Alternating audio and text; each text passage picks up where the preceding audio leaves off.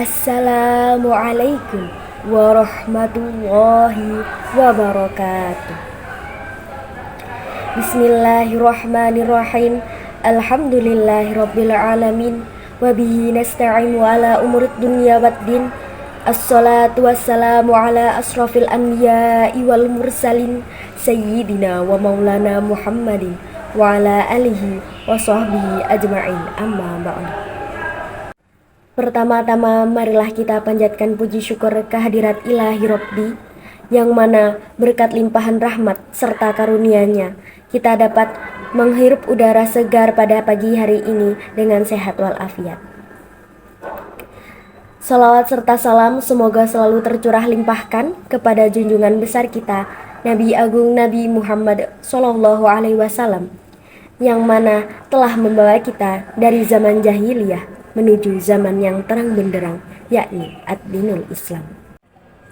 Pada hari yang cerah ini, izinkan saya menyampaikan sebuah kultum yang berkaitan tentang ibadah sholat. Sholat merupakan kewajiban bagi setiap umat Islam. Rasulullah SAW pernah bersabda, Rasul amri al-islamu wa amuduhu as-sholatu, yang artinya inti pokok dari segala perkara adalah Islam dan tiangnya adalah sholat. Hadis riwayat Tirmizi dan Ibnu Majah. Hal ini diibaratkan seperti sebuah rumah, yang jika rumah tersebut tidak mempunyai tiang maupun tidak mempunyai tembok sebagai penyangga, pastilah rumah itu akan roboh dan tidak dapat berdiri.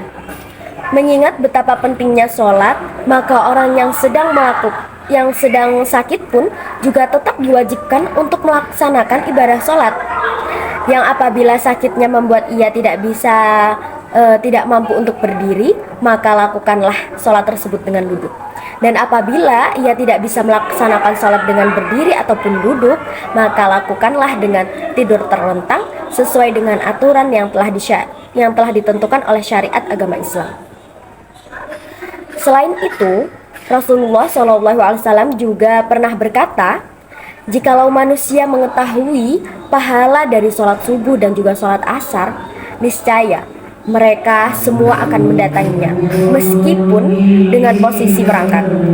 Hal ini menjadi bukti begitu besarnya pahala yang akan diberikan kepada Allah Subhanahu wa Ta'ala ketika kita mengerjakan ibadah sholat.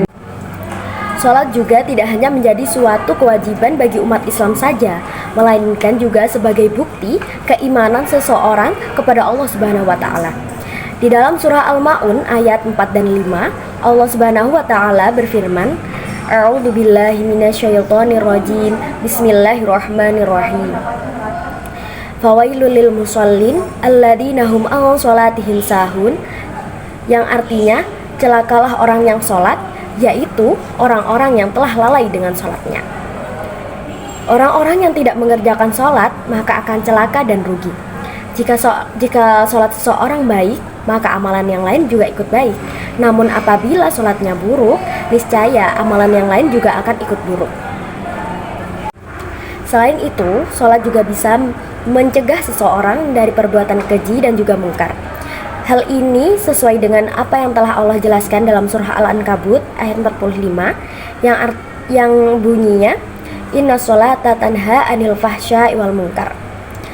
Dengan sholat, seseorang tidak akan melakukan perbuatan dosa seperti melakukan zina, melakukan kekerasan, melakukan pencurian, dan hal buruk lainnya.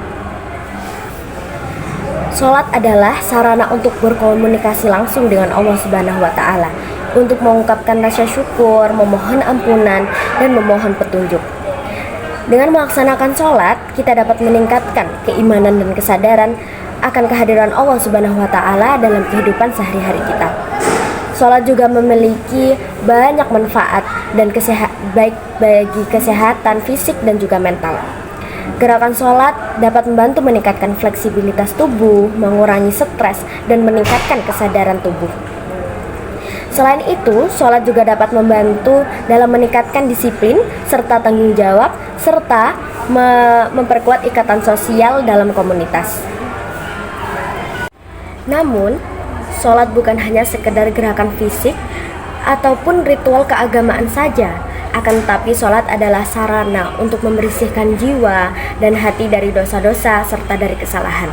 Dengan sholat kita dapat meningkatkan kesadaran akan kesalahan dan dosa-dosa yang telah kita perbuat, serta memohon ampunan dan memohon petunjuk kepada Allah Subhanahu wa Ta'ala. Selain daripada apa yang telah saya jelaskan tadi, masih banyak lagi keutamaan serta pentingnya melaksanakan ibadah sholat. Karena sholat adalah kewajiban bagi setiap umat Islam. Kelak, amal pertama yang akan dihisab di padang mahsyar adalah sholat. Hadirin sekalian rahimakumullah, mari kita jadikan sholat sebagai bagian penting dalam kehidupan sehari-hari kita. Mari kita berusaha untuk melaksanakan sholat dengan khusyuk dan penuh kesadaran, serta memahami makna dan tujuan sholat, sehingga kita dapat meningkatkan keimanan, kesadaran, dan juga kualitas hidup kita. Akhirnya saya ingin mengakhiri kultum ini dengan sebuah doa. Semoga kita semua dapat melaksanakan sholat dengan khusyuk dan penuh kesadaran, serta memperoleh manfaat spiritual, fisik, serta sosial dari ibadah sholat yang kita kerjakan. Amin, amin ya rabbal alamin. Jadi, sudahkah Anda melaksanakan sholat dengan khusyuk hari ini? Sebelum saya akhiri kultum saya dengan mengucapkan salam, saya ingin memberikan sedikit pantun. Sholat adalah kunci kebaikan. Untuk membuka hati dan pikiran, mari kita laksanakan sholat dengan khusyuk dan penuh kesadaran. Semoga kita semua bisa menjadi hamba yang beriman. Sekian dari saya, wabillahi taufiq wal hidayah, waridho wal inayah. Assalamualaikum warahmatullahi wabarakatuh.